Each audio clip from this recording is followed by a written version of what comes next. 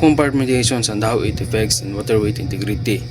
Compartmentation is the process of dividing a ship into smaller sections called compartments using waterway bulkheads and decks.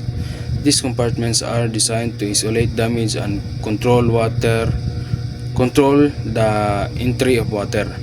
Water integrity is the ability of a ship to prevent water from entering or spreading within its structure. It ensures the vessels remains float, stable, and safe even when parts of its damaged. How compartmentation affects water integrity.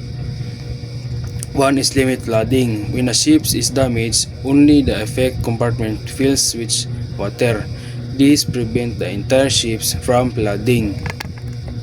Two is maintain stability. By keeping water confined to one area, the ship avoids excessive tilting or imbalance. This helps prevent capsizing. 3 is improve safety. Passengers and crew are safer because the ships can still float even after damage. It gives time for rescue or repairs.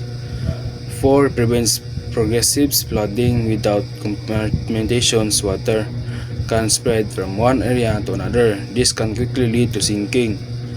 5 is support emergency response. Watertight doors can be closed to isolate damaged areas. Crew can control the situations more effectively.